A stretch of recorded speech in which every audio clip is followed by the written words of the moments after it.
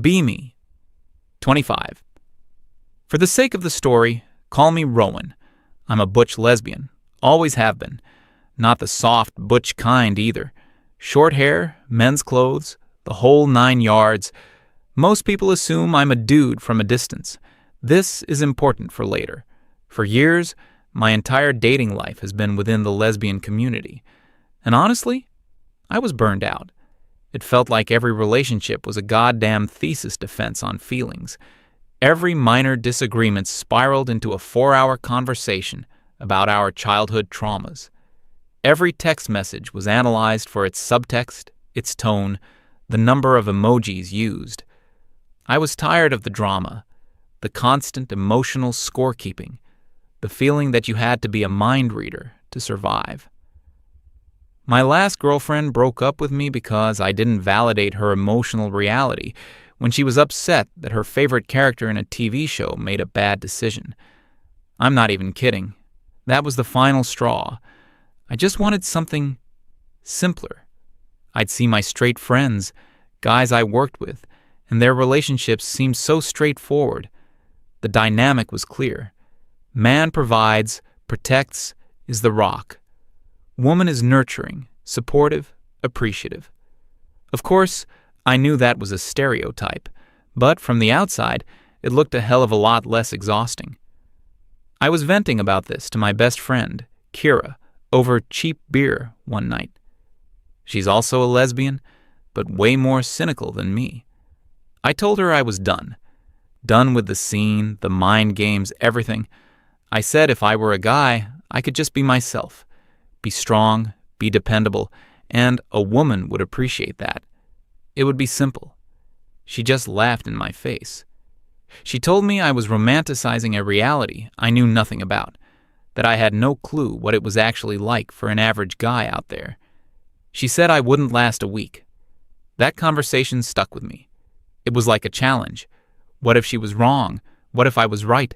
What if I could just become a guy? Not for real. Not in a trans way. Just on the surface. Just to see. The idea took root. It wasn't an experiment in my head. It was a genuine, desperate plan to find a different kind of connection. I already had the look, mostly.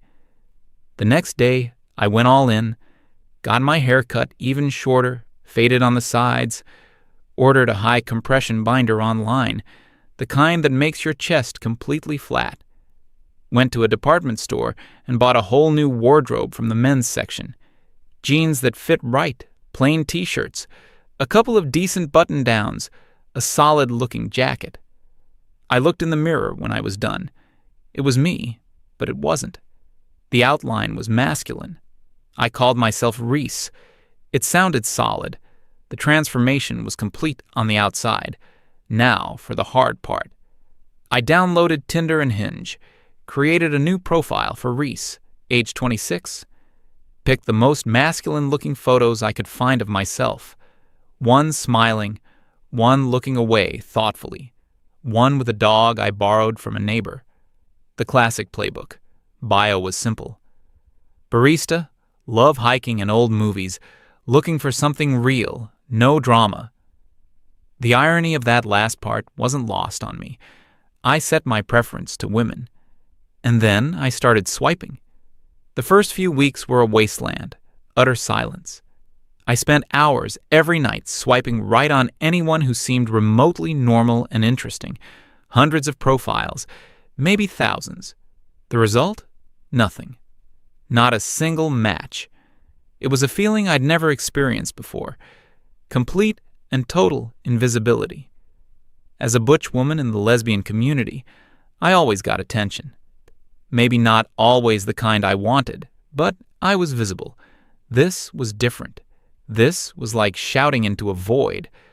My ego, which I thought was pretty solid, took a massive hit. I started to think maybe Kira was right. Around the 1-month mark, I got my first match. I was so excited, I almost dropped my phone. Her name was something generic, like Jessica. Profile was full of selfies with the dog filter. I crafted a careful opening message, commented on something in her bio, asked an open-ended question. She replied 6 hours later. with LOL. That was it. I tried to keep the conversation going, asked her how her week was. Another few hours later, I got a good. It was like trying to get blood from a stone. I felt like I was performing a one-man show for an audience of one who couldn't care less. After 2 days of this, I checked the app and she had unmatched me. No reason, no goodbye, just gone. That became the pattern. The rare match I did get would either never reply, or the conversation would be a soul-crushing exercise in futility. I was the one asking all the questions, putting in all the effort, trying to be engaging and funny. The replies, when they came, were one-word answers. It was like they were doing me a massive favor by even gracing me with their time. Then came the first date. It was maybe month 2 of this whole thing. I matched with a girl who actually seemed to hold a conversation. We texted for a few days and agreed to meet for coffee. I was nervous, but hopeful. I got there 10 minutes early, picked a good table. She showed up 25 minutes late. Didn't apologize. She looked different from her photos. Heavily filtered, I guess. She barely made eye contact. The entire 30 minutes we were there, she talked about her toxic ex-boyfriend and how all men are trash. I just sat there, nodding. What else could I do?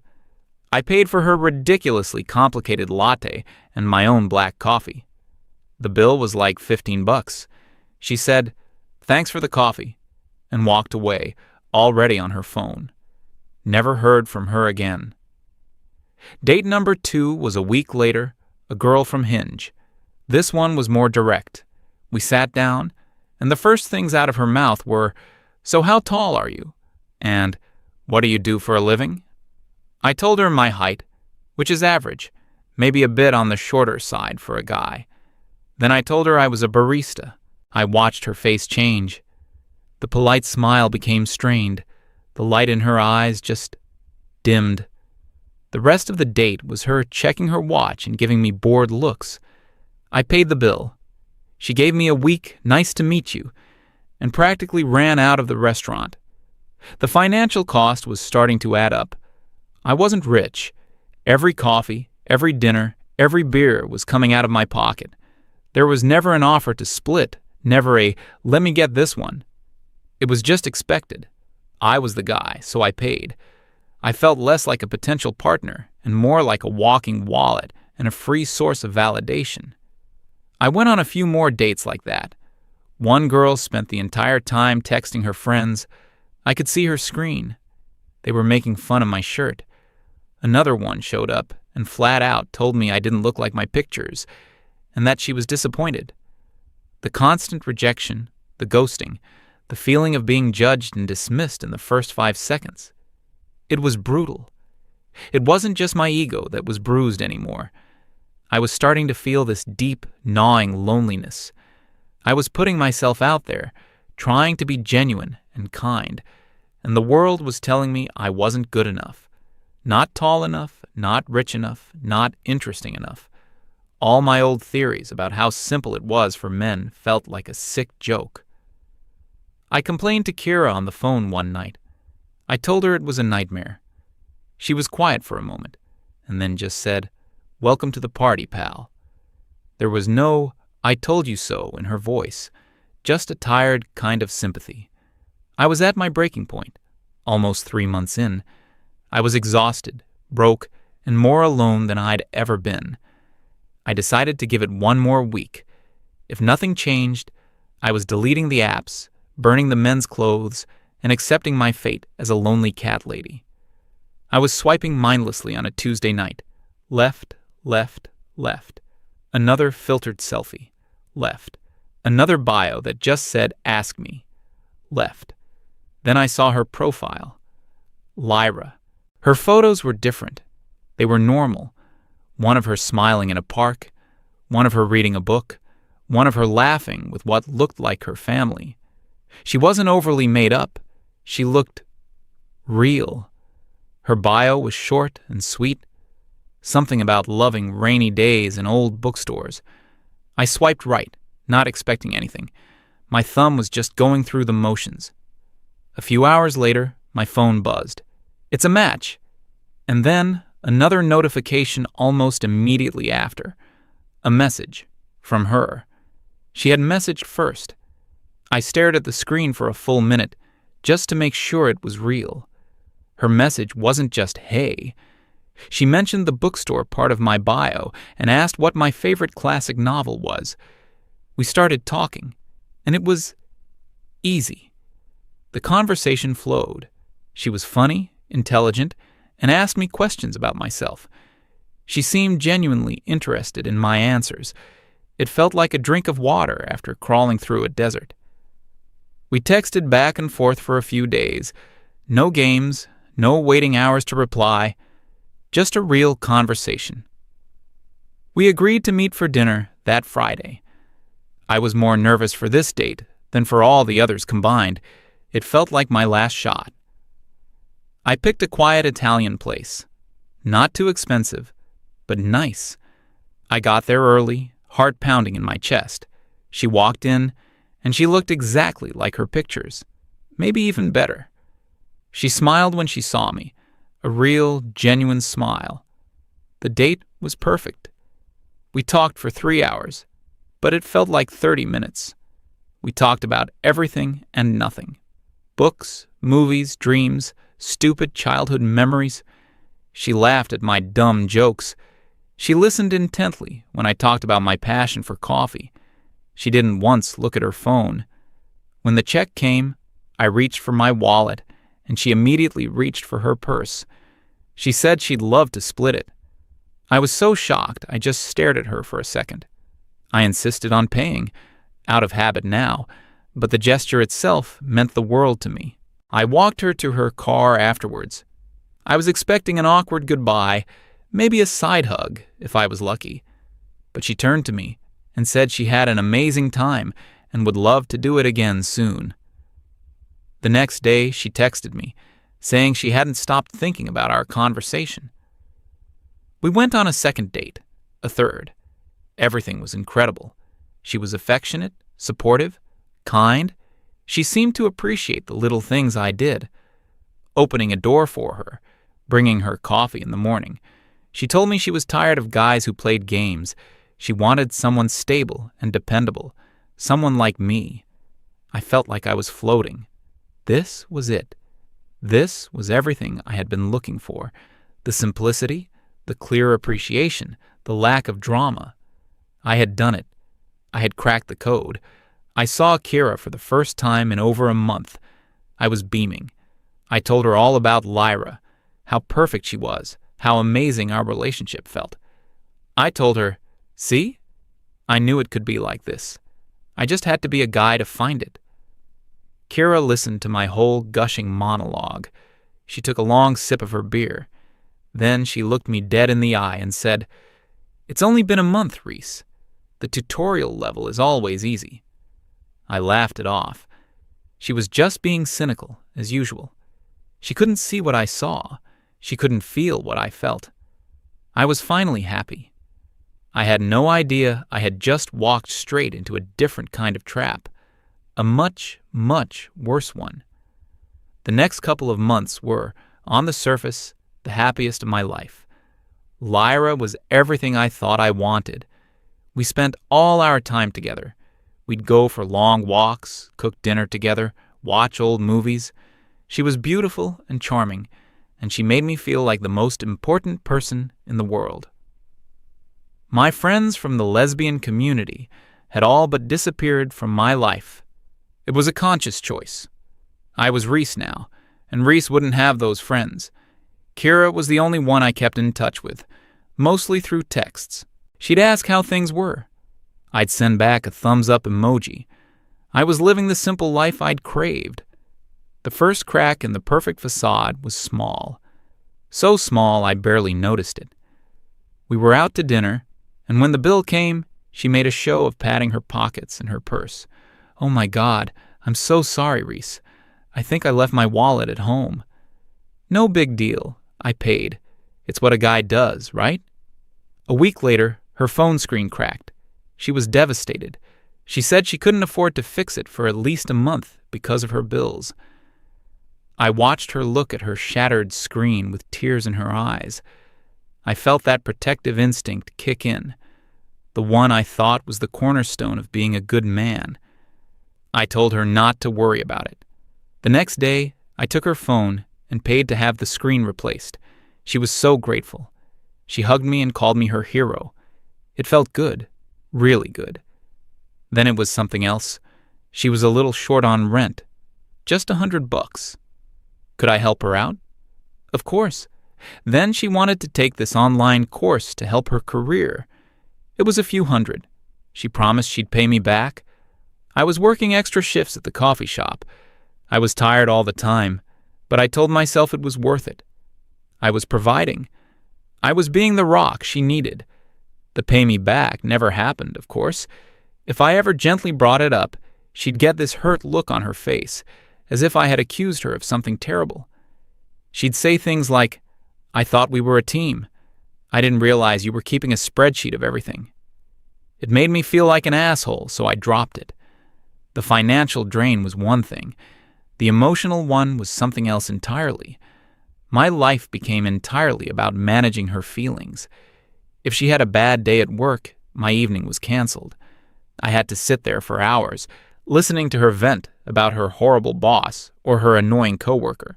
I had to offer advice, but not too much advice, because that was mansplaining. I had to just listen and validate everything she said. Wow, that sounds so hard. You're right, that's completely unfair. Her problems, no matter how small, were treated like world-ending catastrophes that required my full, undivided attention. My problems, on the other hand, did not exist. I remember one day I had a truly awful shift. A customer screamed at me. My manager blamed me for something that wasn't my fault, and I spilled a whole tray of hot drinks on myself. I came home feeling defeated and just wanted to talk about it for 5 minutes. I started to tell her what happened. She held up a hand and cut me off. "Babe, can we not? I'm trying to stay positive, and your energy is really bringing me down. I had a pretty stressful day myself." Her stressful day was that her favorite lunch spot had run out of avocado. I just shut my mouth. That became the unspoken rule of our relationship. Her emotions were valid and important. Mine were an inconvenience. She wanted a rock, and rocks don't have bad days. The isolation started to creep in. It wasn't that she forbade me from seeing people. It was more subtle than that. If I ever mentioned texting Kira, she'd pout and say, "Oh, I thought we were going to spend time together tonight."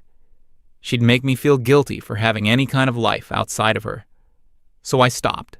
I stopped texting Kira. I stopped thinking about anyone but her. My entire world shrank until it was just my apartment, the coffee shop, and her. And I was so tired. The binder was physically painful. I wore it for 12, 14 hours a day. My ribs ached constantly. I had trouble taking deep breaths, but taking it off felt like a failure. It was the armor for my role as Reese. I was living a lie, and the lie was crushing me from the inside out and the outside in. The person I was pretending to be was a provider, a protector, an emotional punching bag, and a therapist. The person I actually was, Rowan, was disappearing. I didn't even know who I was anymore. I looked in the mirror one morning and saw a stranger. Hollow eyes, slumped shoulders. The confident, strong person I used to be was gone. In her place was this exhausted shell of a man. The breaking point came on a cold evening in what must have been the 6th month of this whole charade. I had a dog, an old golden retriever named Buddy. I'd had him since he was a puppy. For 14 years, he was my most constant companion.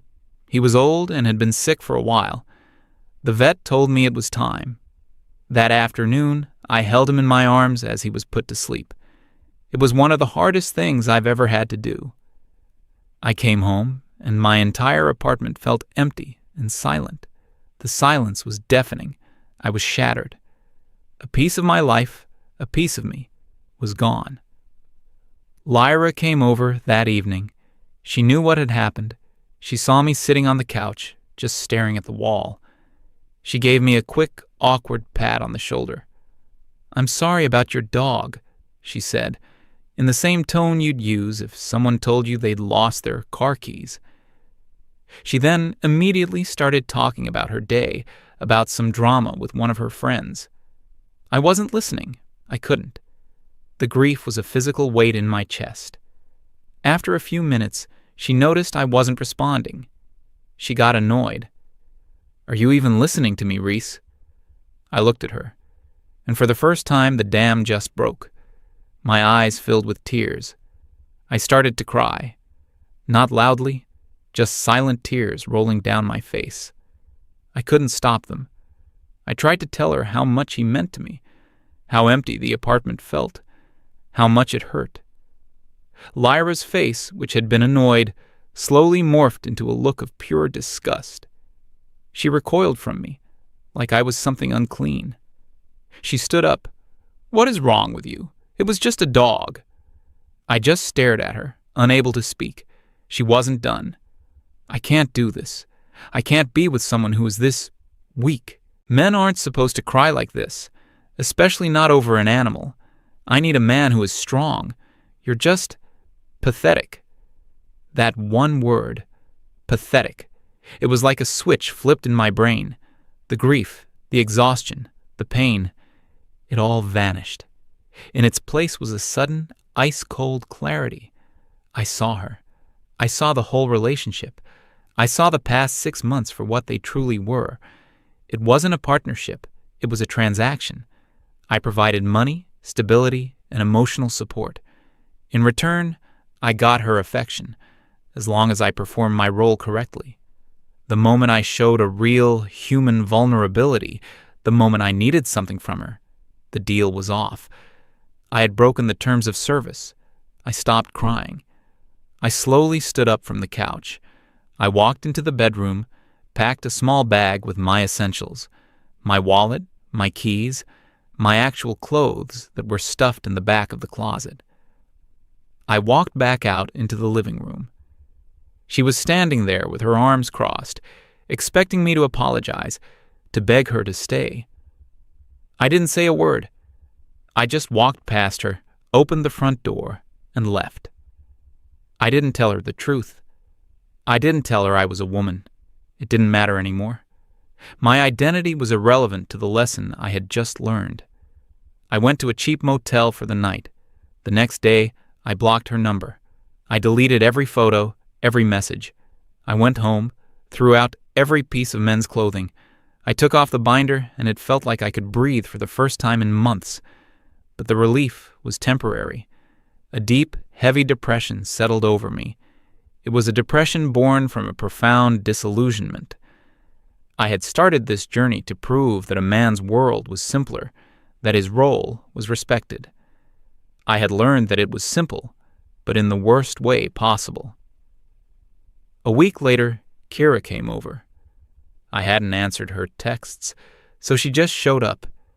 She found me sitting in the dark, on the same couch where it had all ended. She didn't say, "I told you so." She just sat with me in the silence. After a long time, she asked me what I learned. I looked at her, and the words just came out. I thought men had it easy. I thought they were privileged. I took a breath. They're not.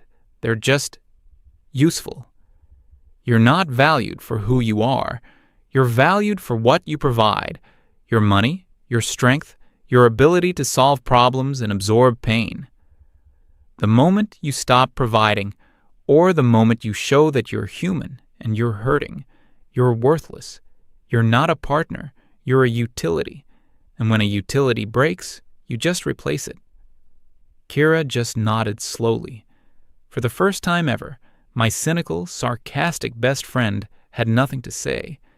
And I just sat there, in my empty apartment, a woman who had finally understood what it was like to be a man, and it was the loneliest feeling in the world.